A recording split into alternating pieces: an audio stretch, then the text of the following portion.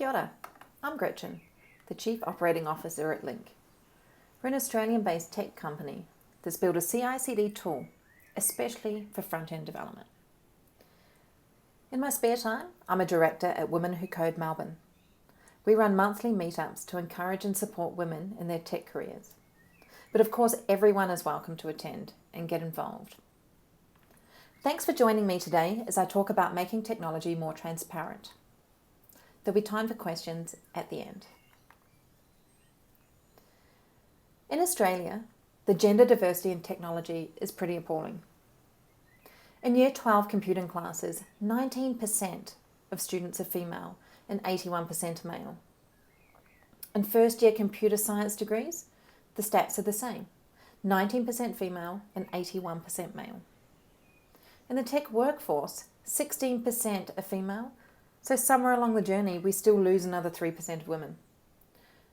Graduate salaries for women in technology are 14.8% less than for equally qualified men. In the STEM sector, which also includes technology along with science and engineering, the quit rate for women is 41%. It's more than double the 17% for men. When you just bring out technology again, the quit rate of women is 56%. So approximately 50% of women leave STEM before they are 35 years of age. This data is from the Women in STEM Decadal Plan by the Australian Academy of Science. There's many thoughts and reasons as to why women leave technology at such an alarming rate. These are often reported as being a lack of career progression and lack of flexible work practices. However, the reason I find the most jarring is the one of perceived incompetence. This arises from conscious or unconscious bias, maybe a bit of both. A study by GitHub on their users found that code written by female coders was accepted 78% of the time, a rate that's 4% greater than the acceptance rate for male coders. But this is only true if the gender of the coder is unknown. A more recent study was reported in The Conversation.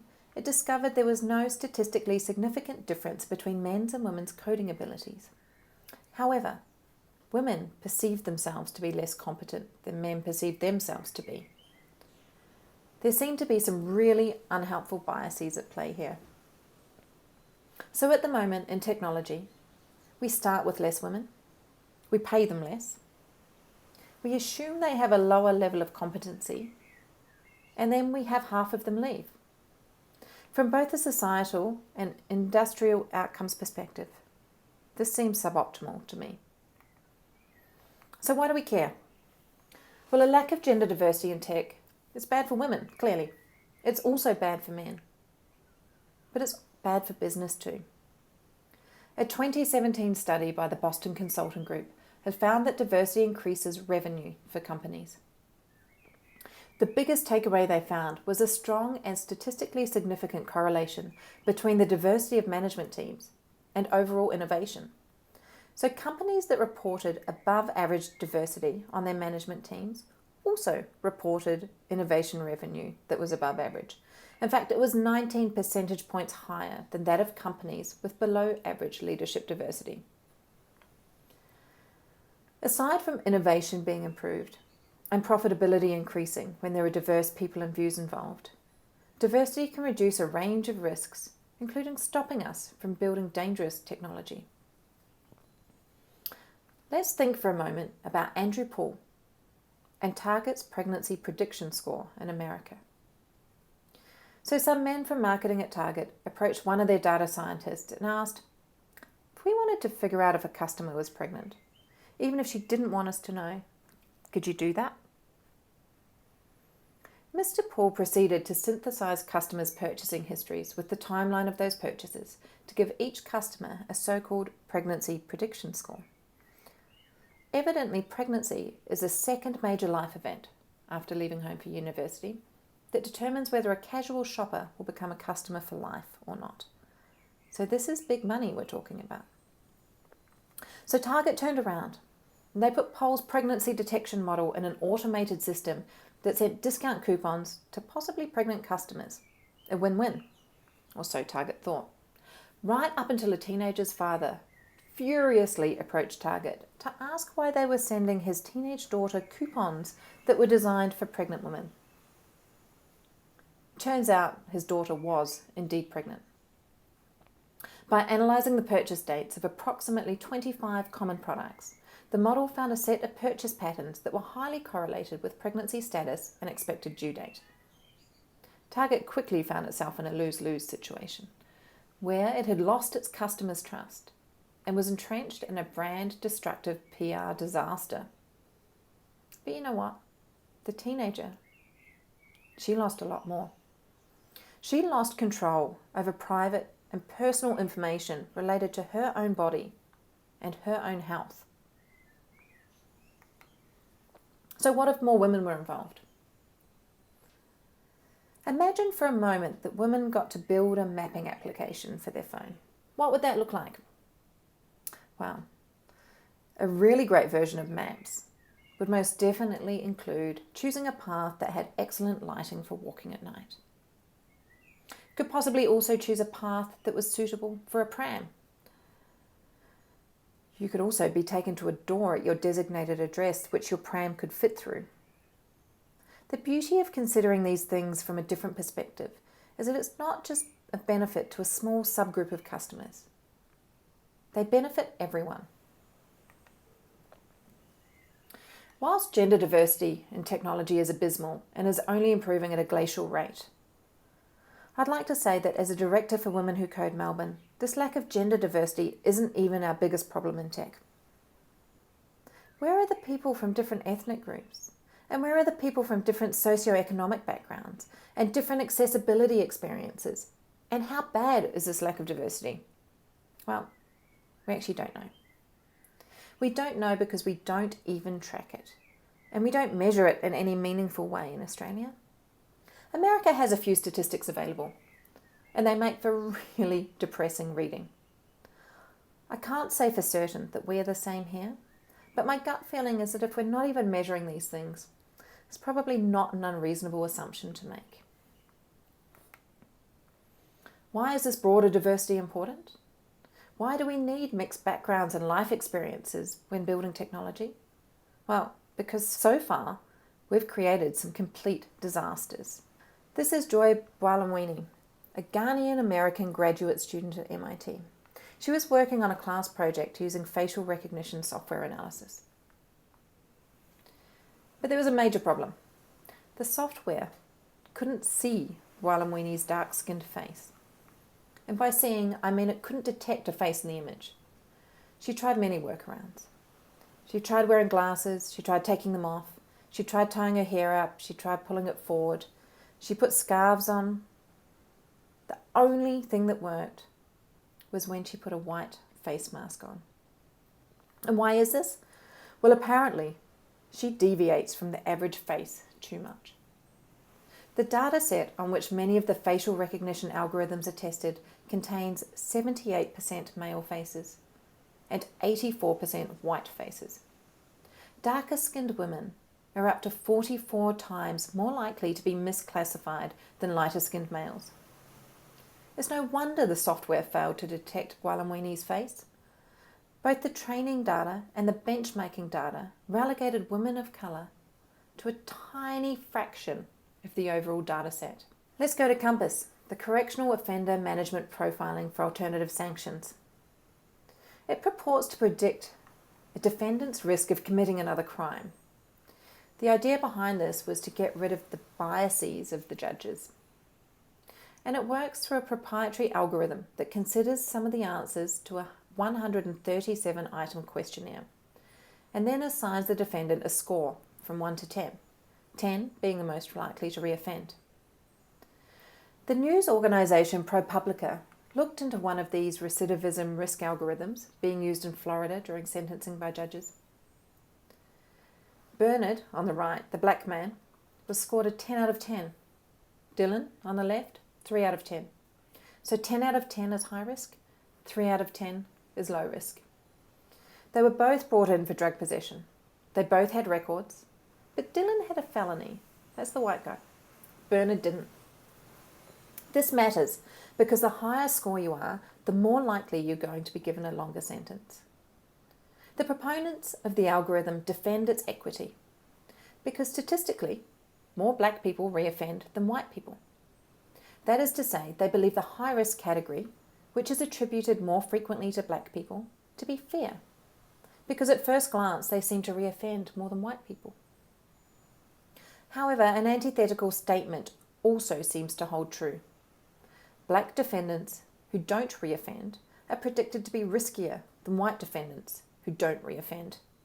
Hence, why it's deemed to be an unfair system. But what do? We clearly can't have it both ways. There are entire books on these cases and many other disasters. We have built so much disastrous tech that people can write books on it. It seems we've allowed for these things to be built because we're such a homogenous group. Are tech bros to be blamed?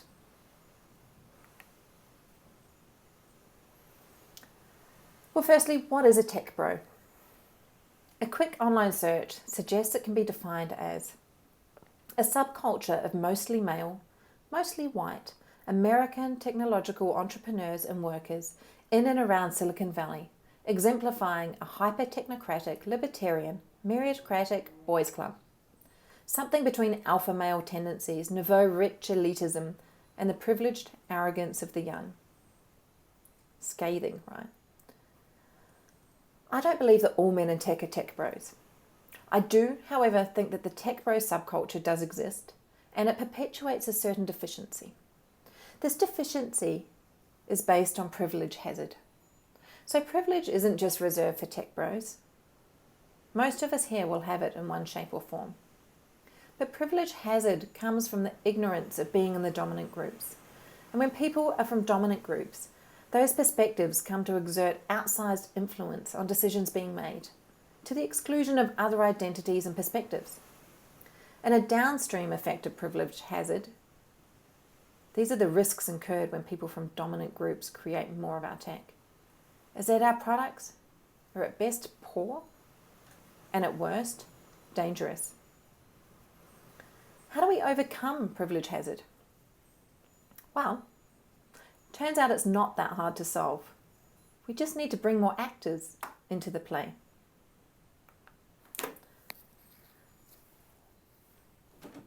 What if we brought everyone in? So what if we designed a process, a new process, in which many different actors could participate?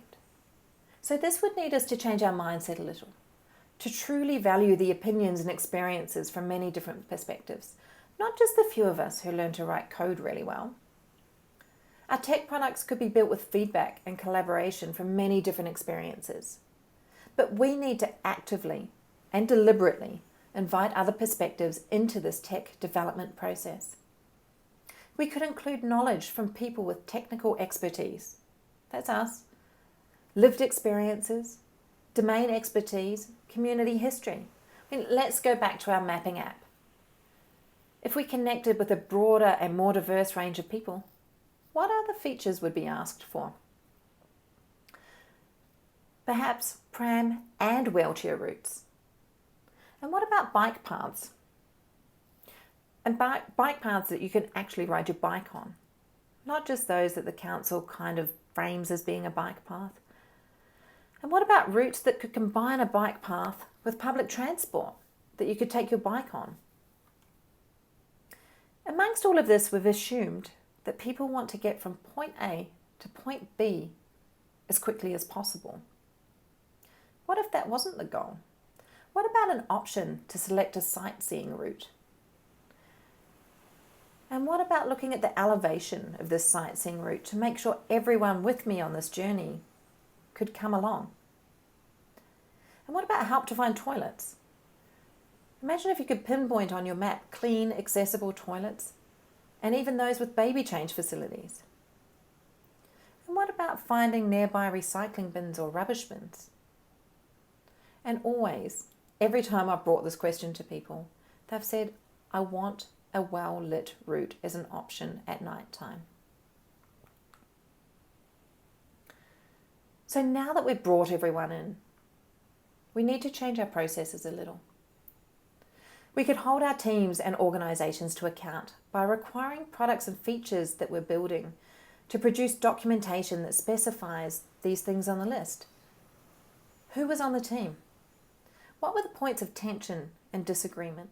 And I'm not saying that tension and disagreement is bad. It's really great to document and see what things upset people. And did the tech team talk to the end users and domain experts and communities? Or did we just rely on technical expertise? Which hypotheses were pursued but ultimately proved false?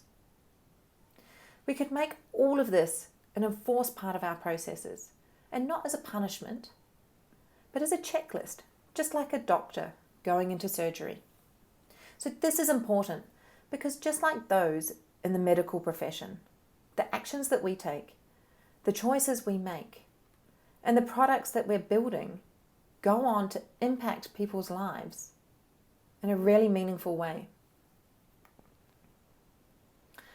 So if we've brought everyone in and we're changing our processes, let's look at changing our tooling or adding some more in. There are heaps of tools on the market that enable feedback, contemplation, and collaboration. I'm just going to talk about two. Ethical litmus tests are one of my favourites. They are such a great way to start this journey. They're a set of small cards, beautiful small cards, with provocations to generate discussion when you're designing a product or a feature. So what you do with them is you start by describing the problem scenario or a motivating concern. Usually these things are sourced from current or recent work, but they could be the reoccurring niggles. They can be very broad. For example, I'm not sure we thought through the consequences of this one. Or quite specific, such as, what if our automated decision algorithm is ageist? Then you work through the card provocations in a group to discuss it. I've got a photo of 3 of the cards. My favourite one is in the middle. Would this make a good episode of Black Mirror? And just a spoiler on that one, if the answer is yes, don't do it. Linc is another great tool, but full disclosure, this is a company I work at. We've developed a CI/CD platform specifically for front-end development. It does many amazing things to reduce the friction in software development, but my personal favourite is preview links. So preview links provide you with a shareable URL for every commit against every backend. So think that through just for a moment. What could you do? Who could you share with? Who could you get feedback from? And how great could your products become? At the moment, tech is full of roadblocks, things that stop other people from being able to become actively involved in the product development process. And as a community, we need to look at ways to reduce these and to be able to share the products we're building as we build them. Just because someone doesn't know how to run your code on their computer whilst working from home doesn't mean they don't have valid knowledge and feedback to provide. Feedback that could help build a better product and also reduce the amount of developer rework required. With Linc's preview links, you can share your products and features with the design team, management team, your CEO, and your customers, not just at user acceptance testing time, because we all know nothing changes after that, but along the actual journey.